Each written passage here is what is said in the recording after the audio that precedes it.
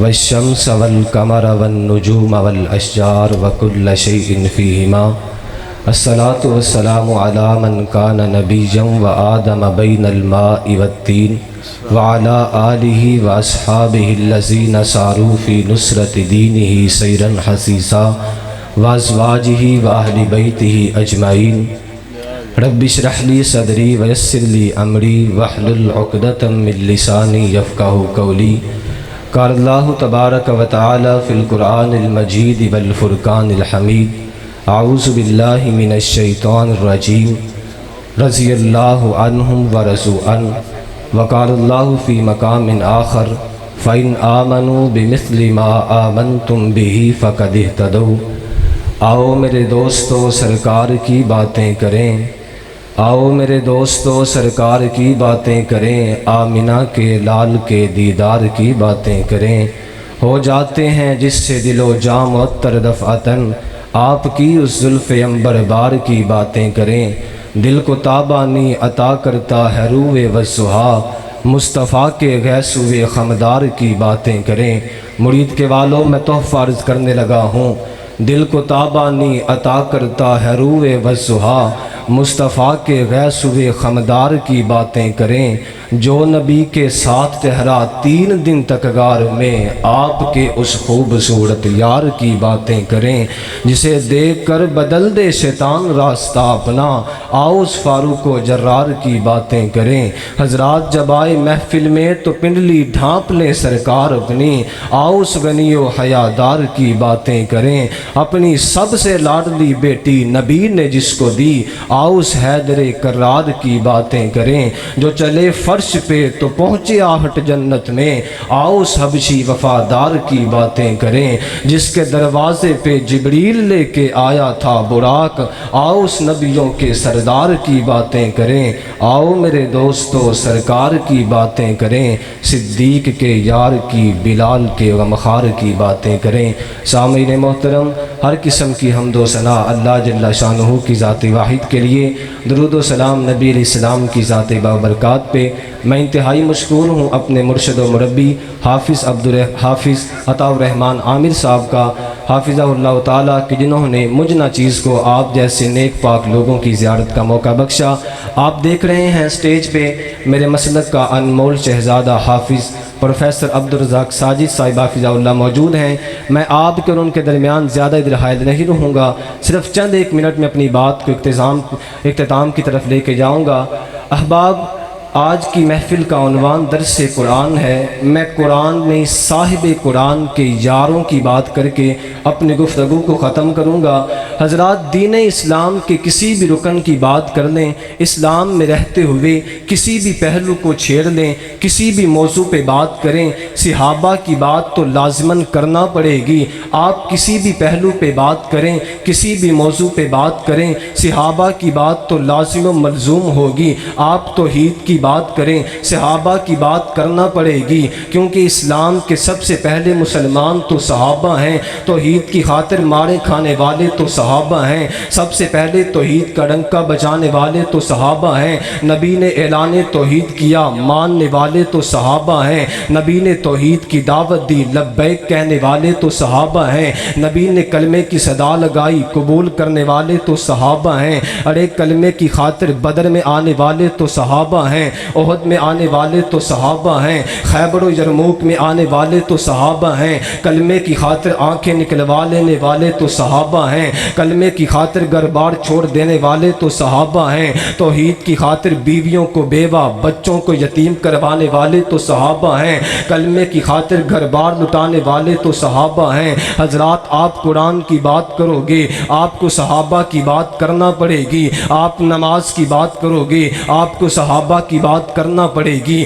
کیونکہ نبی نے نماز پڑھائی، پیچھے پڑھنے والے تو صحابہ ہیں۔ نبی سے نماز سیکھے، دنیا کو سکھانے والے تو صحابہ ہیں۔ نبی کی نماز کے گواہ تو صحابہ ہیں، نبی کے قیام کے گواہ تو صحابہ ہیں، نبی کے رکوع کے گواہ تو صحابہ ہیں، نبی کے سجدوں کے گواہ تو صحابہ ہیں۔ آپ زکوٰۃ کی بات کرو گے، صحابہ کی بات لازماً کرنا پڑے گی۔ آپ جہاد کی بات کرو گے، صحابہ کی بات کرنا پڑے گی، کیونکہ سب سے پہلے پہلے میدان جہاد میں آنے والے تو صحابہ ہیں، اپنی گردنوں کا لہو پیش کرنے والے تو صحابہ ہیں، حضرات میدان خندق کو سجانے والے تو صحابہ ہیں، حضرات کیسے کیسے میدان میں آئے، کسی کے ہاتھ میں تلوار ہے تو ڈھال نہیں، ڈھال ہے تو تیر نہیں، تیر ہے تو کمان نہیں، ان حالات میں میدان بدر میں آنے والے تو صحابہ ہیں۔ المختصر بات کو ختم کرتے ہیں، بات کو تھوڑا سا آگے بڑھانے کے لیے، بات سمجھانے کے لیے آپ قرآن کی بات کرو گے، آپ کو صحابہ کی بات تو کرنا پڑے گی،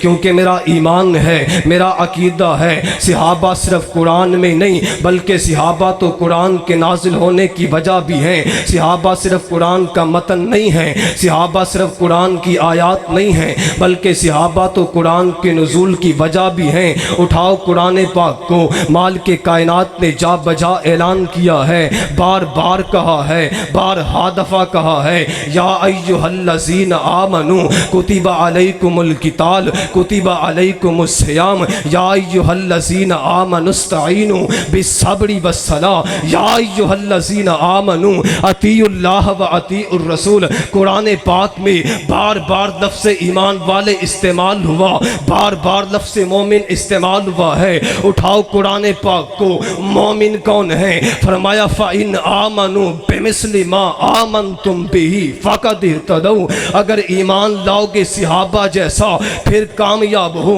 مجھے معلوم ہو چکا ہے ایمان والے صحابہ ہیں، مالک کائنات نے صحابہ کو بار بار مخاطب کیا، بار بار ان کا نام لیا ہے۔ حضرات صحابہ پہلے کلمہ پڑھا، پہلے ایمان میں داخل ہوئے، پہلے ایمان والے بنے، پہلے مومن بنے ہیں، رب کائنات نے بعد میں خطاب کیا ہے۔ اس لیے مجھے کہنے دیجئے صحابہ صرف قرآن میں نہیں قرآن کے نازل ہونے کی وجہ بھی ہے، کیونکہ احکام ان کے لیے اترے، لقب ان کے لیے اترے، خطاب ان کے لیے اترے۔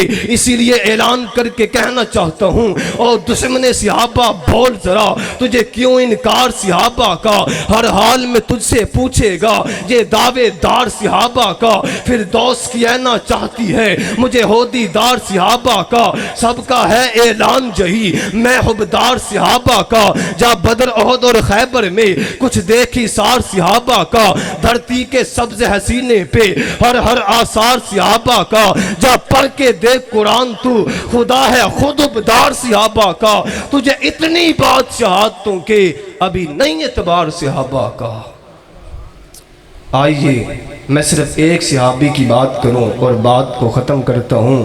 اس صحابی کا نام ہے حضرت سیدنا عمر بن خطاب رضی اللہ تعالی عنہ۔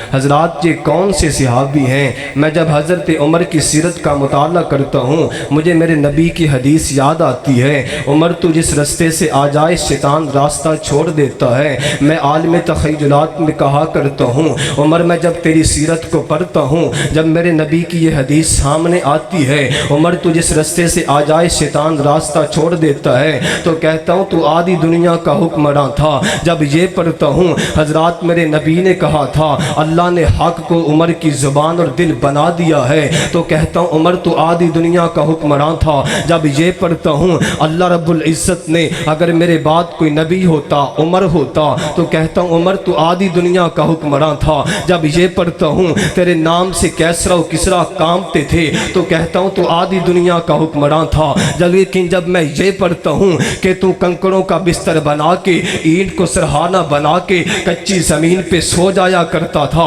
تو کہتا ہوں تو حکمراں بھی مگر کہاں تھا؟ وہ آدھی دنیا کا حکمراں تھا، وہ حکمراں بھی مگر کہاں تھا؟ کفر کی موجوں پہ حق پرستوں کی سادہ کشتی کا بادباں تھا۔ بڑا مبارک ہے نام اس کا، ستاروں جیسا مقام اس کا، وہ ایک شاہی صفت مجاہد جو سوئے منزل رواں دواں تھا۔ ابھرتے سورج سے تاج مانگا، سمندروں سے خراج مانگا، کسے خبر ہے کہ اس کا سکہ جہاں میں جاری کہاں کہاں تھا؟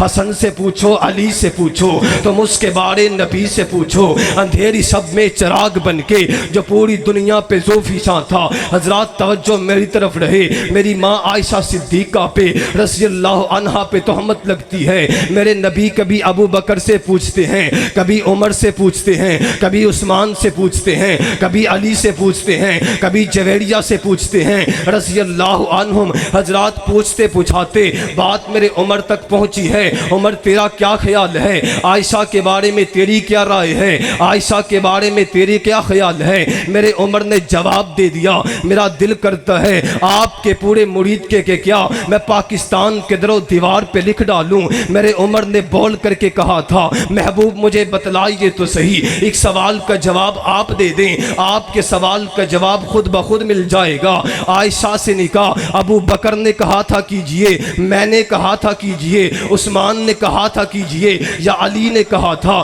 یا کسی بھی صحابی نے کہا تھا نکاح ہماری مرضی سے کیا ہے؟ کہا نہیں عمر تمہاری مرضی سے نہیں کیا۔ کہا پھر جس کی مرضی سے کیا ہے اس سے پوچھئے نا کہ عائشہ کا کردار کیسا ہے۔ میں نے مالک کائنات سے سوال کیا، میرے اللہ عائشہ کا کردار کیسا ہے؟ قرآن بولا سبحانکا ھذا بہتان عظیم۔ میرے عمر نے کہا تھا محبوب میرا رب اتنا بھولا نہیں ہے کہ آپ کا بستر پاک ہو، آپ کا جسم پاک ہو، آپ کے لیے ناپاک بیوی کا انتخاب کرے۔ میرے رب نے کہا جبریل دوڑ کر کے جا، بھاگ کر کے جا، میرے محبوب پہ قرآن کو نازل کر دے۔ جبریل نے کہا ہوگا اللہ قرآن کا ٹکڑا دے تو لے کر کے جاؤں، قرآن کی آیت دے تو دے کر کے جاؤں۔ میں عالم تخیلات میں سوچا کرتا ہوں، میرے رب نے کہا تھا عمر نہیں، جبریل نہیں، ایسے ہی چلا جا، ایسے ہی زمین پہ چلا جا، جو عمر کہہ رہا ہے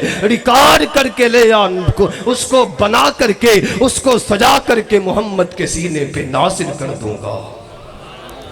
اور اسی بات پہ اپنی بات کو ختم کرتا ہوں کہ کھلا اگر نبوت کا در ہوتا پھر تاج نبوت اسی کے سر ہوتا۔